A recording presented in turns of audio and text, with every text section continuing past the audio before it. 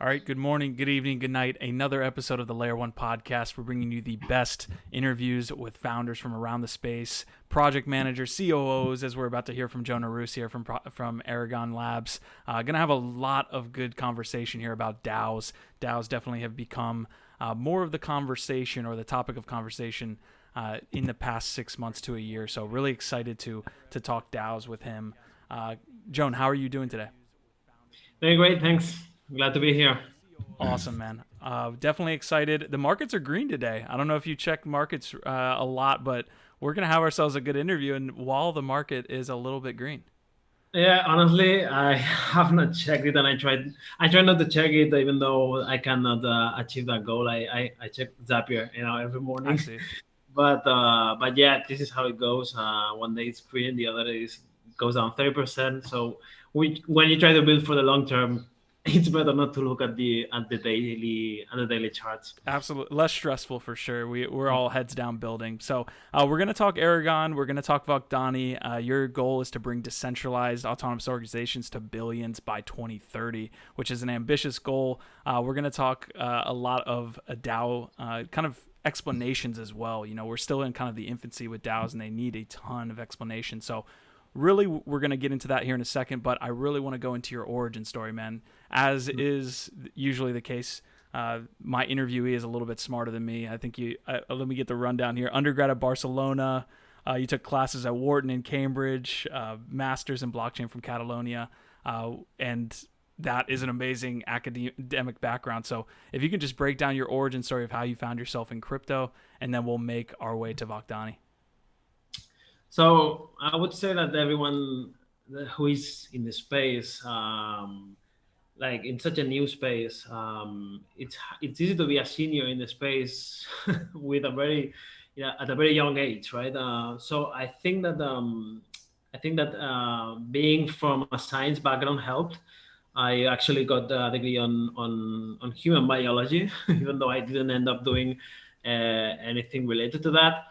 But I've always had lots of interest in IT, and especially after Bitcoin emerged, in decentralized technologies, and yeah, after the rise of Ethereum and the smart contract revolution, I clearly saw that, okay, this is what I want to devote my next 20 years working on, and especially after seeing different chapters of repressive. Repression on certain governance processes, whether that was in Catalonia in 2017 or in other parts of the world. Then I realized that we've got the technology and the tools to prevent that from happening, and to basically give humanity for the first time ever the tools to self-govern in a permissionless and censorship resistant way. We've got the tools. Let's just build the components of that stack that should allow that permissionless governance. And yep, that's why I migrated to, from a business background. I created two companies previously before joining Vocdoni.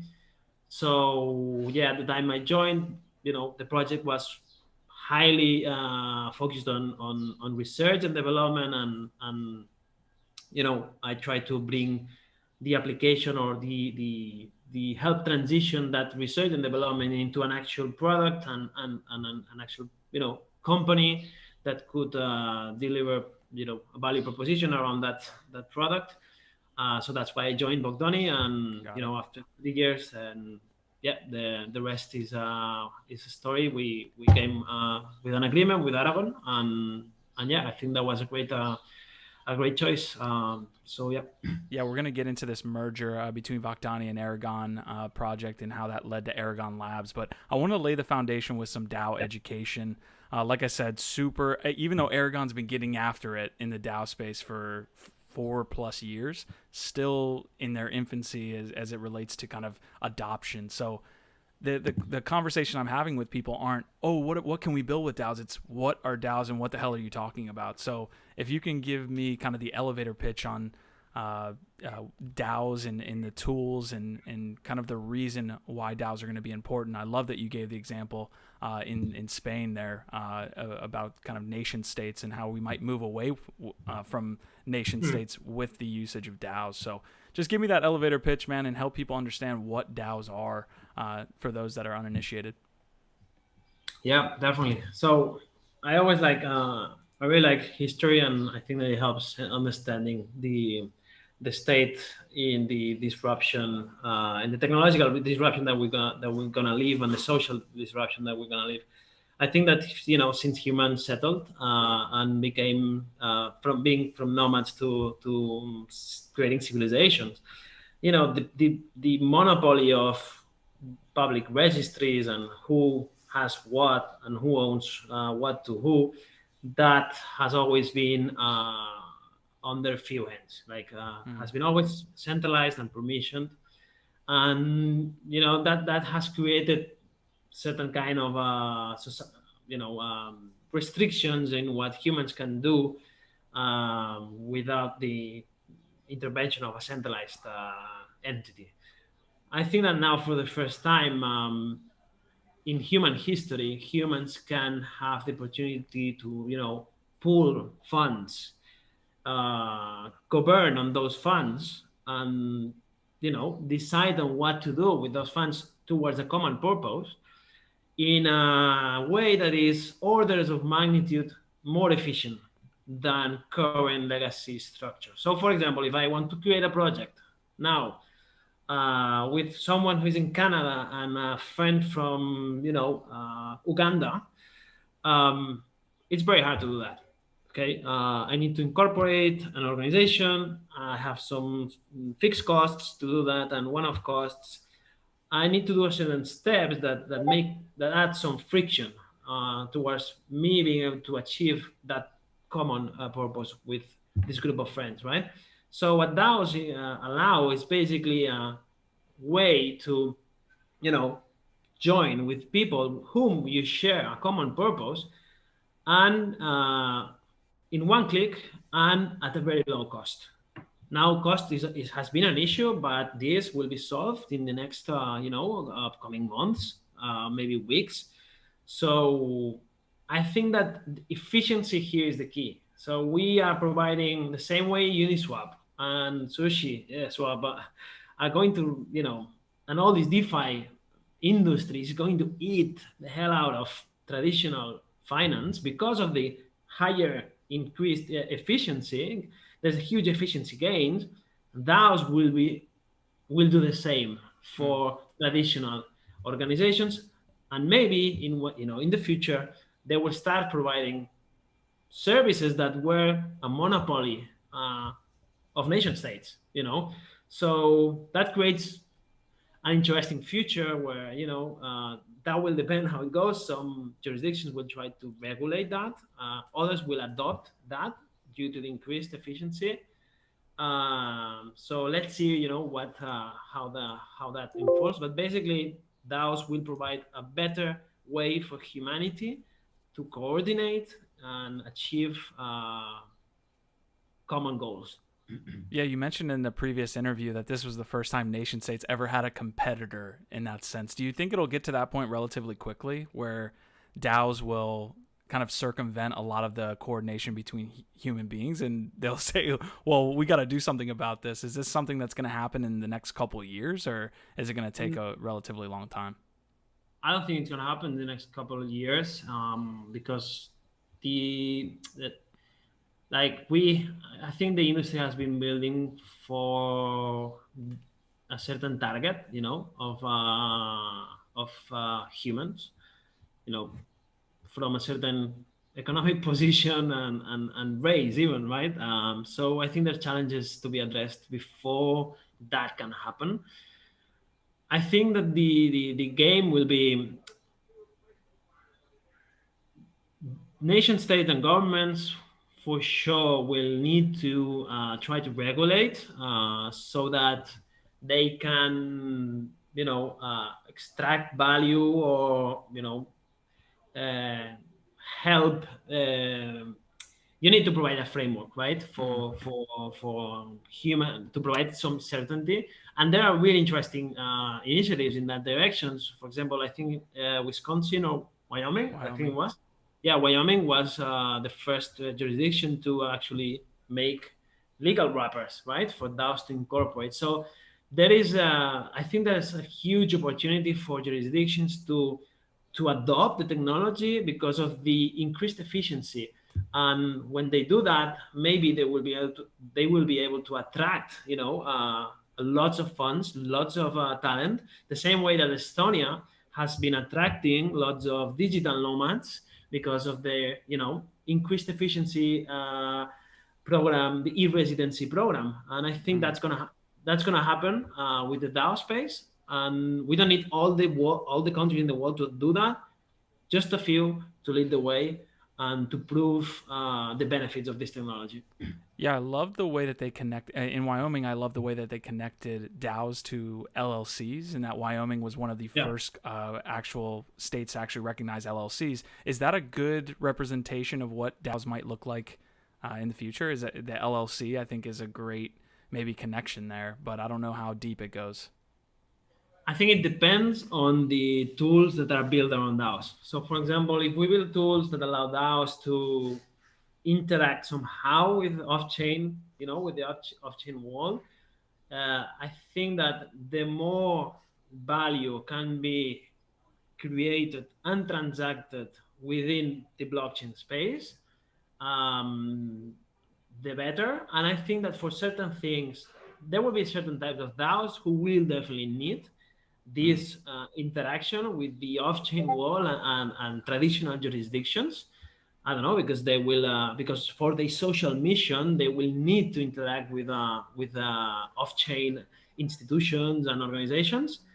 Others will be 100% digital, and they will never need to get out from that space.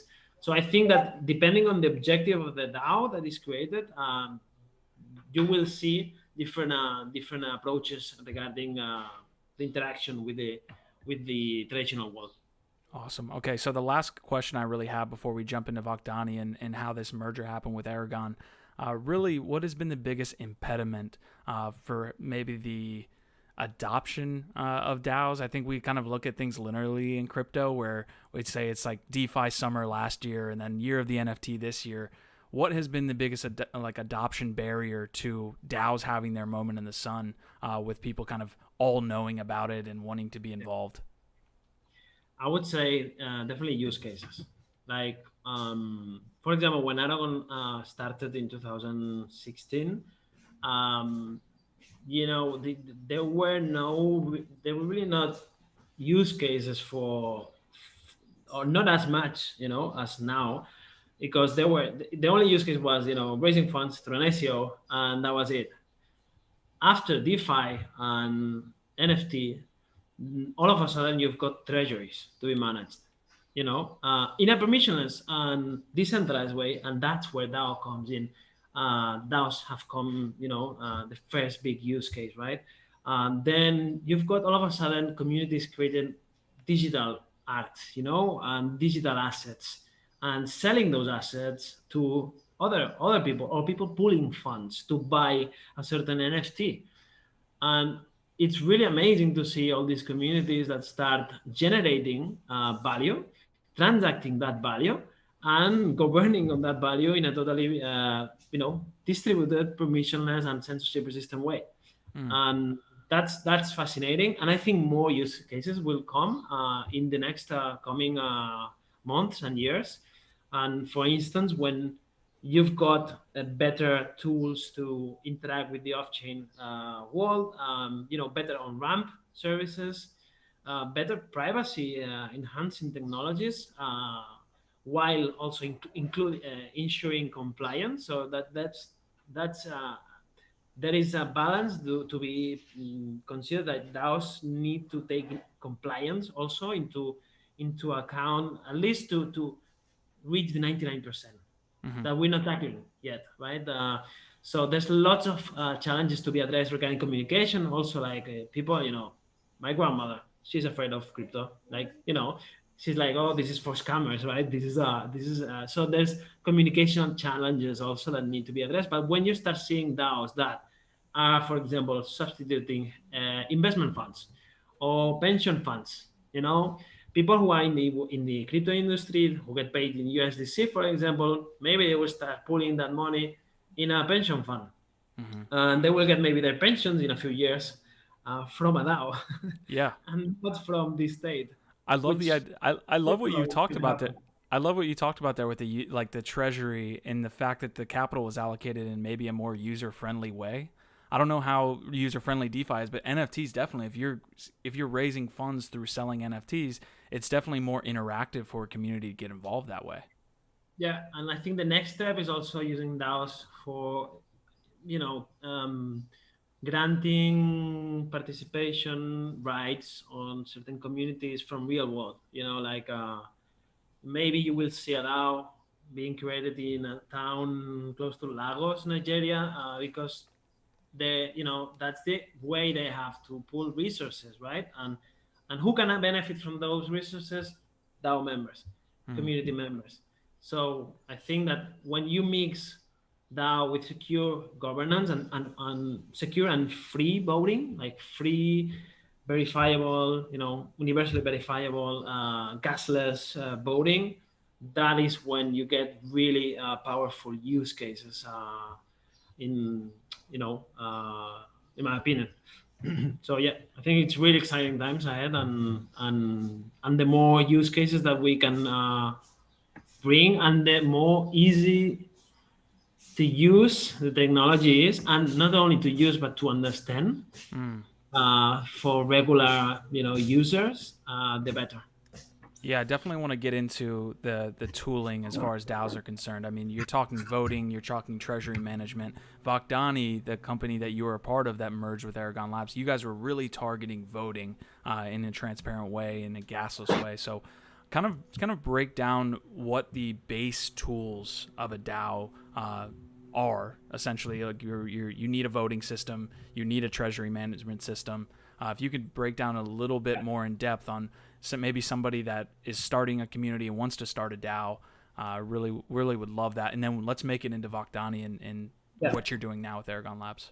yeah. So I think when we speak about DAOs and organizations, regardless of if it's a DAO, okay, like you've got a spectrum of decentralization. You've got DAOs on one extreme, and you've got traditional organizations in the other, right? But they all share certain needs and jobs that they need to do. Okay, like the first one is, okay, I need to grant participation rights. I need an easy way to establish boundaries between my community and the rest of the world. So um, I would say that the basic component of a DAO framework or tooling system is an easy way to manage those participation rights. And in token-based protocols, it's very easy. Like you either have the token or not. And then on top of that, you can build lots of complexity. For example, hey, I want my community to use, conviction voting, or quadratic voting, or regular or weighted voting. So you can start adding lots of complexity. So that's the first one, and that is a shared need between DAOs and regular organizations. The difference between Aragon or the product that Aragon is and the stack that Aragon is promoting and Vocdoni is that we simply target different user personas. Okay, Aragon is targeting the crypto, native that uses MetaMask and can understand what he's doing when interacting with Web3. We are targeting the you know non-crypto users. So all these admins, city like councilors, like participation members of a management board of a cooperative, an NGO. These people are not native in crypto, so we are, the onboarding experience, the tooling, the way to create census, that is especially done for Web 2, let's say. But behind the scenes, everything is blockchain. Like you create your account, it looks like a Web 2 experience, like creating your account with a username and a password.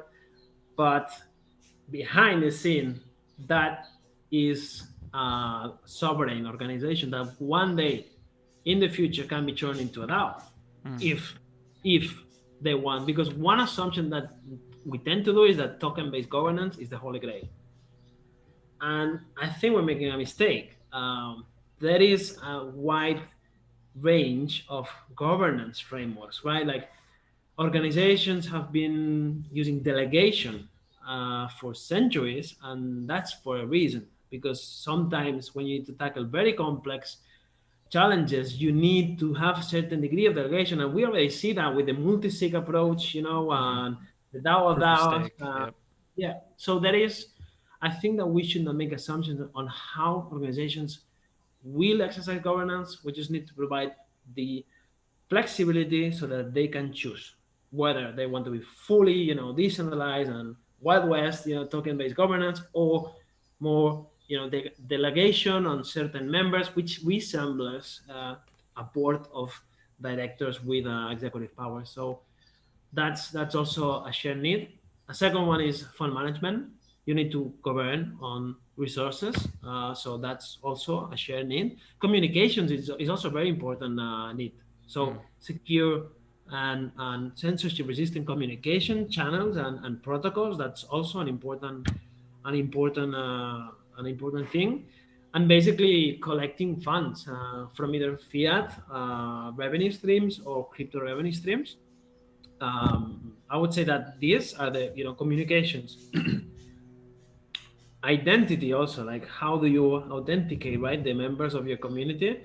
In case of the DAO space, there's a challenge there, because sometimes you may need to know like who is that person or not. There are communities that simply do not need that. So solving for the identity challenge, and there's really interesting projects that, for example, Santi City is doing on proof of humanity, for example, a civil resistant identity schema. Once we integrate that with DAO and secure governance, I think that really we're gonna see really interesting use cases for DAOs in the coming months and years. Yeah, I want to give a quick shout out to the comments section. Carrot specifically, who's heading up DAO research within our own community, Lad City, and he's really doing a great job kind of going out and finding the right information, of one being this episode, and you're doing a great job. I want to really dive into that one piece because you seem to be interested in it, in that people right now, at least within the DAO space inside of crypto, think we're going to do token-based or token-weighted voting. Why is that maybe not the best case? I want to jump into that because you seemed like you were maybe taking the opposite approach there and saying delegators are the way to go, which is, okay, now a community would be delegating to maybe 3 or 4 different people who are interested in that community's ongoings. Why did you specifically touch on that token-weighted as maybe not being the right approach? Well, first of all, I don't think like we provide the tools, and like I may have my own opinion, but I think that we should be agnostic regarding this. Like we should not make any assumptions on what is the best way. I think that we should give the opportunity for communities to choose. I think that it depends on the community and on the protocol. So a fully decentralized automatic market maker, sushi swap, that needs to pool, the brain power and the developers in a fully, decentralized way, because it's just alive by itself. The protocol was launched and it's community run, right? Like the soul of the project is the community. I think it's perfectly fine, token-based governance, or projects like this that are fully community driven. But I think that there's also this trend where you've got certain like stewards of of a project. I think that the key thing here is not the degree of delegation, but the accountability. Like, can the token holders change that if that delegation does not work? If they can do so, then there's a huge range of possibilities. And yeah, I have my personally like from not I'm not speaking as a representative of Aragon, obviously. But personally, I think that token-based governance, if we want to bring down like decentralized technologies mainstream, it's gonna have its challenges if it stays only in that model, right? Because you always need, for example, if you want to interact with a third party, you need someone to sign and represent, right? When if you want a DAO to enter an agreement with with another with a real world entity or person, a human, a physical, a human being, you need someone, right, to act as representative or signing a certain agreement or document. So how does that work with token-based governance exclusively? I would say it all depends on the mission of the DAO and the purpose. There will be DAOs that will never need that.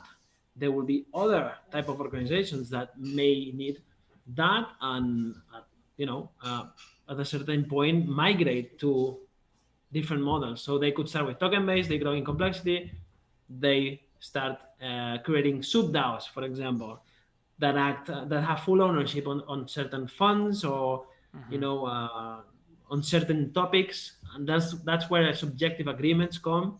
And I think Aragon is at the in a really advanced position because of the Aragon agreement. So you need bylaws that regulate what DAO members can do and cannot. So, for example, if a DAO has in its mission that we want to help research drugs, or I don't know, we have this, or we want to build, we want to provide a fund, for a health fund for its members, and someone gets a proposal out there to fund, I don't know, sea exploration.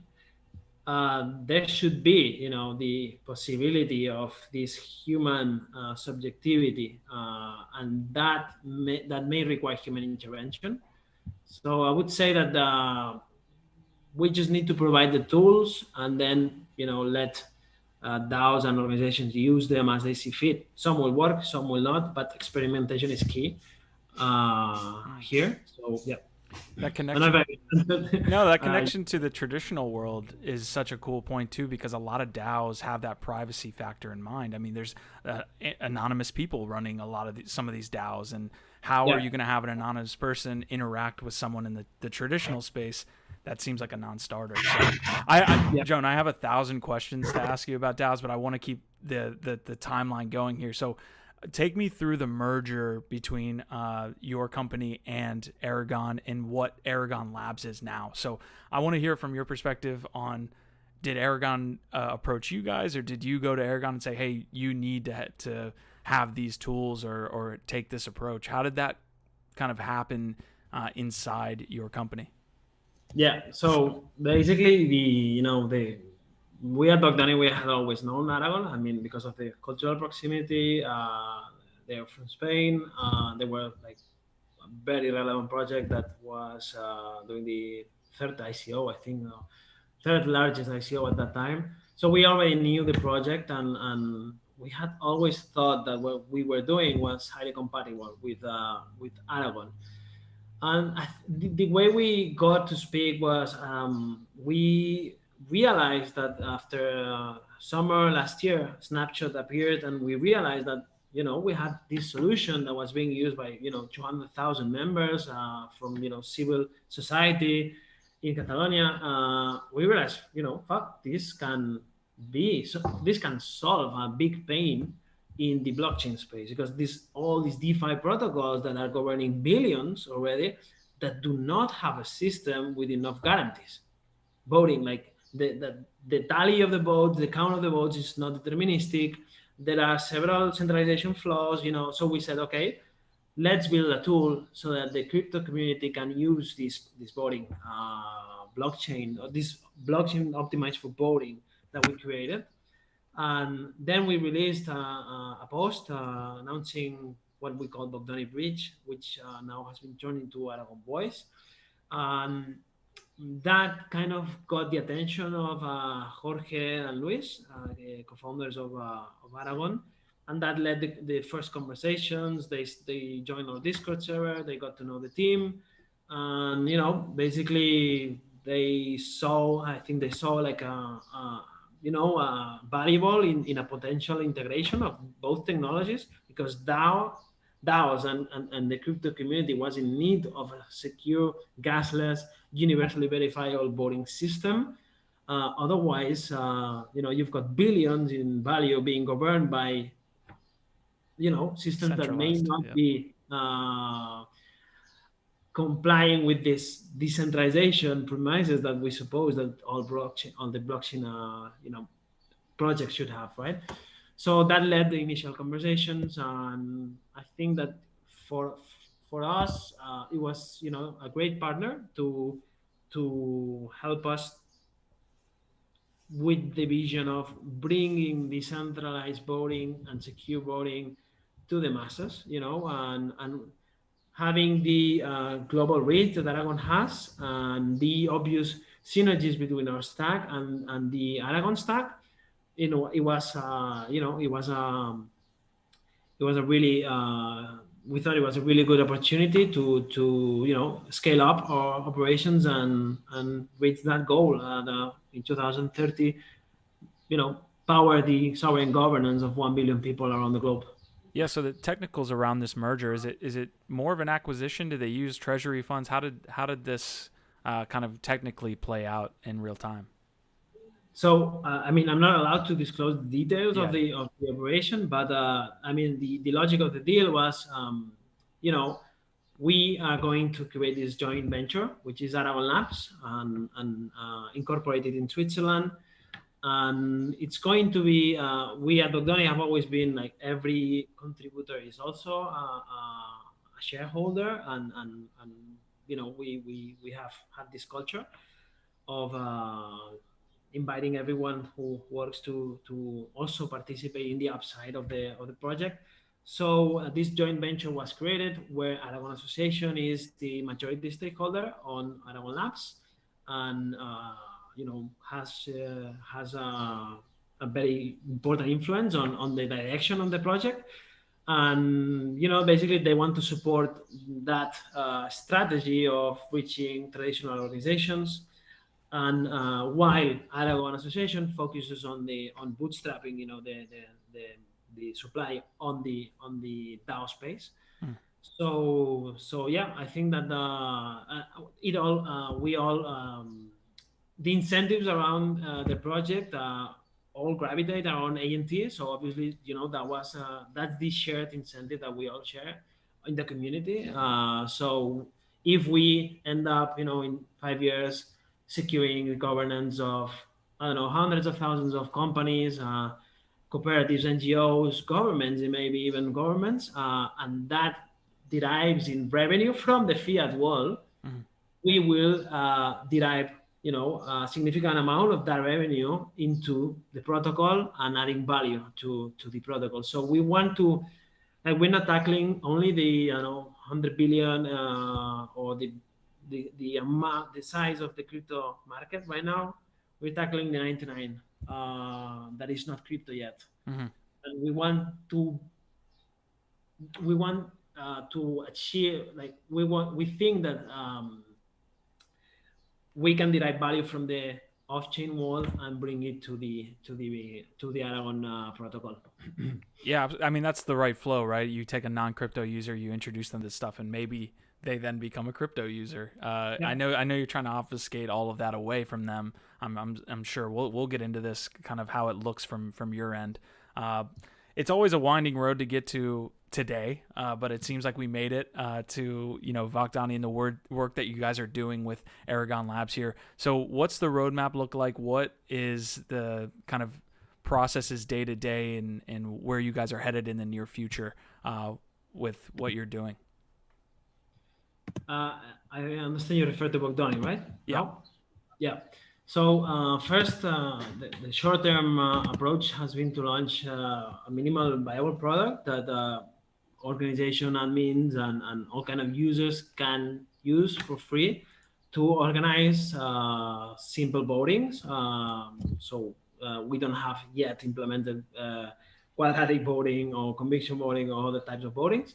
So the intention has been to create an extremely easy tool that can allow for a self-service approach. So someone without any kind of experience and with low technological knowledge can create a participatory processes, can choose the census that they want to use. At this point, we're using a very simple approach for census creation, but this is compatible with multiple authentication methods, so that an admin may create a process using maybe digital certificates from a government, or maybe an Excel file with a shared secret, or maybe email authentication, token-based censuses. So we want to provide, in the short term, a wide range of options. Next steps also is integrate anonymous voting with ZK snarks. This will be the first voting system to use ZK snarks as an anonymization technique for votes. And I think that's really, really cool. Then multiple voting times, like you will be able to create, a process to choose where do you want the next investment to be done for the company, and you will be able to use ranged voting, quadratic voting, conviction, different types of votes. And also what we want to allow is allow for organizations to raise funds through the platform with a donate button, or maybe even so that membership associations can collect funds from their members. That's also one of the potential revenue streams that we have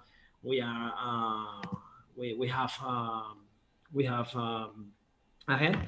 And yeah, we have different monetization revenue streams, we can monetize a transaction fee on payments from users to the organizations.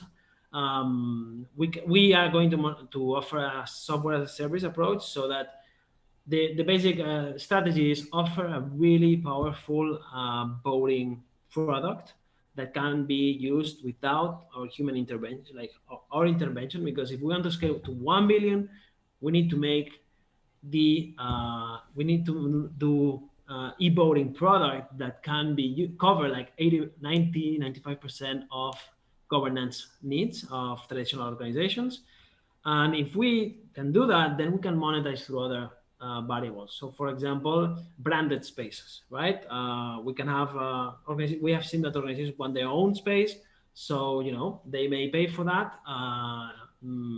So we have all these features that we can monetize, but let's say that we want to democratize secure voting. So the basic features, will be for free forever, and we will monetize through, features that will only be required for higher organizations with more purchase power.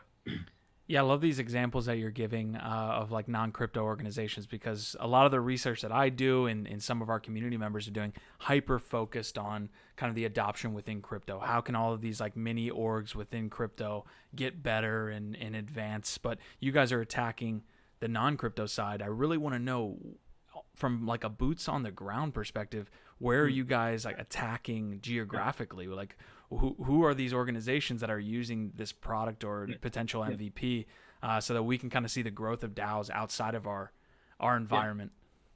So it's very important to state one thing. Traditional organizations and the regular Joe, normally doesn't give a fuck about decentralization. And we have seen that. Like, we do. There's a group of our community does, because of many reasons. But traditional organizations care about efficiency. They care about, okay, how can we do this better, faster, cheaper? And we are trying to offer something that is much better, in terms of efficiency, cost, and effectiveness, so that the end effect will be huge inflow users and organizations, and they will happen to be using censorship resistant sovereign technology, but not for the sake maybe of them being sovereign and censorship resistant, but because they're better. that they use them better. So in our cases, for example, we are doing, for example, AGMs, like organizations are doing lots of AGMs, and also polling. Like, for example, a city council wants to ask, hey, community members, like citizens of this village, what do you feel? For the parties this summer, who should come and play, right? Mm-hmm. Or more serious thing, should we invest in a new kindergarten or not? And due to the fact that it's so easy to create verifiable processes, and they don't need to go to an auditor to check whether the process, we don't do a black box approach. Like, everyone can verify any process. Like, you can verify the voting process of that city council and act as a verifier. So that reduces a lot the costs of creating a voting process. We can migrate from a high cost, low frequency paradigm on traditional governance into a low cost, high frequency one. And basically, that's what we have been saying, like the easiness of the tool, the increased guarantees that we have. That's what's been driving them to use these tools instead of others. Not that much the fact that they are decentralized and that they are, distributed. Are you guys starting with organizations that are geographically close to you? Like, I'm assuming you're in Spain. Are there organizations in Spain that you guys are targeting first, or are you seeing maybe somewhere across the globe that, holy Yeah. shit, we're actually picking up adoption over here? Yeah. So the first, like the low hanging fruits that we have had are basically in Spain, and especially in Catalonia, because we were selected as the best blockchain and cybersecurity project within the industry last year. And we're getting lots of support from the institutions, because they want to increase citizen participation, and they want to empower also civil society.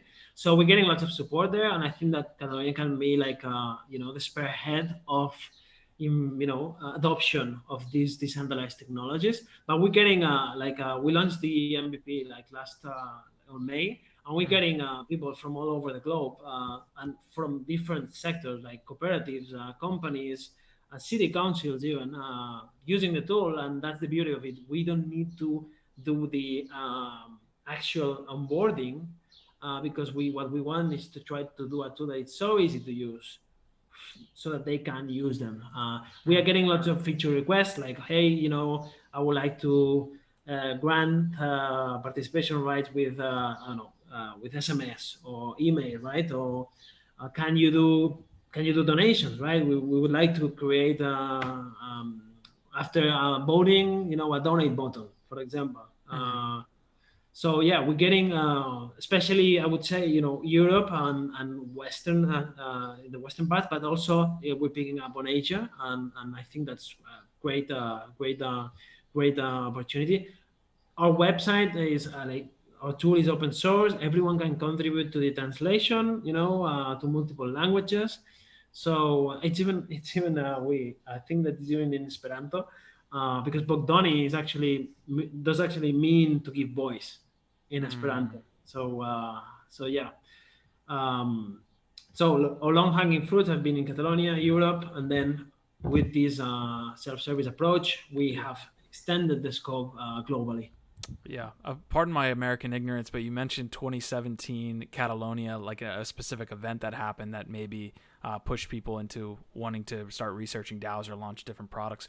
Was there like an event can you take me through that event? Yeah, if you search, the referendum the 1st of October, regardless of whether you agree or no on the contendants, the political contendants, there is a big consensus that, using coercive measures to repress, voting, no matter what that is not acceptable in 21st century. Mm-hmm. And that was kind of a trigger for many people to think, hey, this is not acceptable. I think, we think that technology should be put into use to prevent that from happening. and so that was kind of a trigger. But I mean, there's been so many examples, like in Belarus. I mean, even in Bolivia, they had this blackout for 3 hours, and they kicked the president, because when you can challenge the legitimacy of a voting process, especially when you're dealing with nations, uh, things can get really nasty. Look at the last U.S. election, Hmm. where Donald Trump, stopped the count. Well, if Donald Trump knew that Vocdoni was there, the recount could have been done in 3 minutes, Yeah. millions of votes in 3 minutes, because it's hardcore. Yeah, it's hard coded in the open source code. Everyone can check it, and if he had known that, maybe people wouldn't have died, in the Congress that day. So yeah, when you can disrupt the governance of a nation or a huge community simply by putting doubts on that, I think that we will see more instances of bad governance going Yeah. south. And yeah, hopefully in the next election, maybe, who knows, maybe they use Vocdoni for certain states, or That means you're they doing have. your job well there, Joan. I mean, we could do, I mean, the scalability of the Mhm. blockchain, we could do, like, the whole population of the earth could vote in one day if we organize like a wall like that we've got millions per day in capacity. So the technology is ready. It's just the legal frameworks need to be put in place. And I think that there has to be a bold actions to, okay, digital voting, safe and secure open source digital voting solutions are here. They can be used. They have already been used by organizations with more than 280,000 members. We just need to start using them. Yeah. You mentioned a lot of examples there of the fallout of bloated systems, right? Basically, bloated government systems and organizations. They don't run effectively. They are oftentimes taken advantage of. There's a lot of corruption, all these different things, and that really is at the heart of DAOs. It allows people in small organizations, in small communities, to organize together and do awesome things. Man, I'm super excited for this space, and you guys are definitely doing your job running the flagship here at the head of the spear. So I want to talk about Aragon Labs a little bit and what's going on with Aragon. I know that you're primarily focused on Vocdoni, but really, as far as Aragon Labs goes, are you kind of organizing any initiatives within that environment, or are you specifically heads down focus on Vocdoni there? So, well, the proof is I'm here speaking with you. So, I am, when you join two organizations with different cultures and different people from different backgrounds, there's always a challenge right there to make that work. And I think that what the beauty of this is that people who are working both in Vocdoni and Aragon Association, we share the same goals. Like, we share the same end goal, the same objective. We just have different tactics, and I think it's good to have different tactics because it maximizes the chances of success. And I think that given that we have the ability to check, to tackle both, we I think we're doing the right thing on trying to validate, whether our assumptions are correct or not, and then pivot otherwise. So we clearly have a really strong technological synergy. Like, and I think that in the next coming months, the products and tools that we are going to release are going to be that are going to be born out of this technological merge. Basically, they're going to be mind blowing. And for instance, when we can have binding voting, binding gasless voting with challengeable results. For example, we can allow for governance uh, frameworks that we cannot even imagine yet. Mm-hmm. And I think that I think that there's a clear alignment on where we want to go, and now we're just starting to, we've got our own challenges because it's not easy, to tackle com- such a changing, market, and 2 months in this market is like 1 year Yeah. in a regular market. But yeah, we're trying to keep up with the industry, which is moving super insanely fast, and there are amazing players out there, and it's good. I think it's really good to have, Gnosis there. You've got all these projects keeping up the spirit and the race, and I think it's lovely. Yeah. um yeah. I'm glad that we made it to kind of in crypto because the in crypto products and players that you mentioned, just phenomenal. Just really smart individuals that are in the DAO space. I mean, you mentioned Gnosis. A lot of this DAO organization is happening in Discord with Collab Land. There's a lot of different, projects that are launching. How does Aragon get themselves in the conversation? Because again, in my research and in a lot of the things that my community members are doing as it relates to DAOs, it's you need to set up a multi-sig with Gnosis. You need to do a collab land bot. You need to do all these things. There's not much Aragon talk there, right? Like, how do you get Aragon in that conversation? Yeah, that's a great question, and I think this is a challenge that sometimes when you are the only player in the space, you get comfy, and maybe during the last years, the lack of real use cases that now we see, and maybe focusing too much on tech, maybe drove we like Aragon maybe missed or had the wrong or not the best approach to reaching, really listening to the user needs. But I think that has changed a lot, and I think it's a matter of solving well user needs. For instance, now with voice,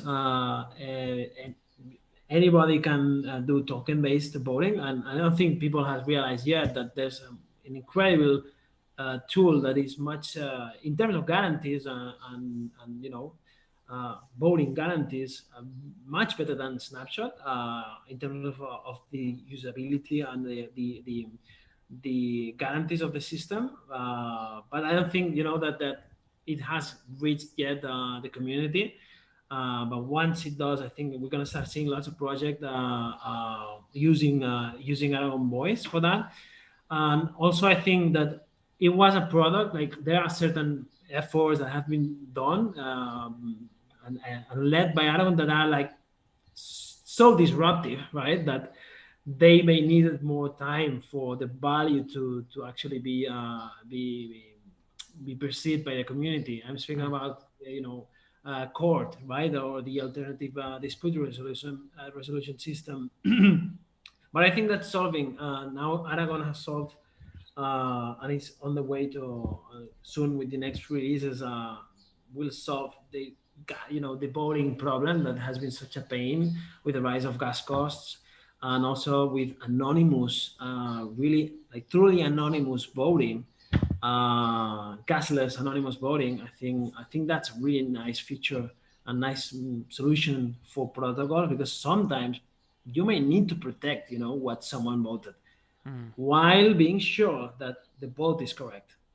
And I'm speaking about politics, inside a DAO. I mean, DAOs are not exempt from the problems of real world organizations, and maybe even for, the integrity of the members of a DAO. They may need to vote anonymously, and we can do that now with the integration of Aragon and Vocdoni. So we're supercharging DAOs with this amazing voting tech, and yeah, I think that we still need some more months because we just did the merge. It's been only 4 months since we started putting things together. But yeah, I'm really excited on the opportunities that we have, and I really think that Aragon, especially with this approach of being more not doing so many assumptions on how governance should be. I think that there will be an increasingly number of communities being formed around with these tools. And I think that again we have huge composability opportunities. I love this is what I love of the space, that you can collaborate instead of compete, and yeah, lots of exciting collaborations are coming in the next few weeks. So I'd say to stay tuned on the next event. Absolutely, yeah. The privacy and anonymity portion is definitely the way I think forward. Not a lot of people want to make their name attached to any type of vote. I mean, you even have that in a presidential race in the U.S. We don't really discuss what side we're voting on. It's very anonymized when it comes to that. And I'm not a power user of Snapshot by any means, but as an admin, I have my Ethereum address attached. Like a lot of that stuff, I would really love to just have a ZK snark, like you're saying, where you just zero knowledge proofs, where I'm able to do that. The reputation is there, but people don't necessarily see my admin key and things like that. Exactly. Yeah, exactly. Yeah. So one of the cool things about the Layer 1 podcast is we do it live here. We're coming to the end of the episode, but I do have the opportunity to ask some questions. You talked about Aragon voice, and I have a specific question from Carrots. He is saying, what are the timelines for integrating Aragon voice on Polygon or others to allow for cross-chain voting? Yeah, that is my dream. It's definitely there, and we have been in contact with the Polygon team, and we're studying which other blockchains to integrate with. But definitely, we see lots of value in a user being able to create a vote, for example, in Ethereum or in Polygon, and let the token holders, no matter where they are, participate in that process. So, for instance, now you've got liquidity spread among different protocols, like on Ethereum mainnet, then on Polygon. So imagine if you could create a vote and let people participate regardless of where they have their tokens on. Because if you have to consolidate in one chain, like the transaction cost, the barriers are just still high, and that would be really cool. Also letting LP providers vote. That's another really cool thing that we can allow with voice in the next coming weeks. So NFT based voting or LP based voting, because in the end they are tokens and it's token based governance. So definitely it's really in the top of our priorities to allow for these multi-chain approach, because that's where the market is going, and we just need to go where the market tells us to go. And I'm really excited to increase the token-based governance to other chains. Yeah, so you mentioned weeks. Like a timeline for those features would be like a few weeks. That's definitely not my. I cannot give a date because Ramon would definitely kill me. But all I can say is that yes, we are. Yeah, we're definitely gathering all the user research and speaking with all the players in the space.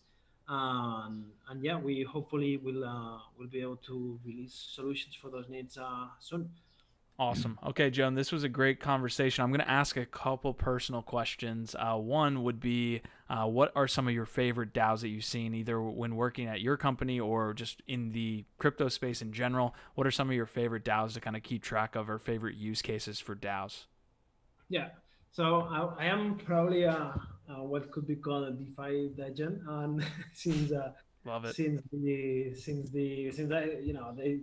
industry was born. So I'm really really like PyDAO, like this decentralized fund that you can put your money and select the strategies, and then boom, they do the magic for you.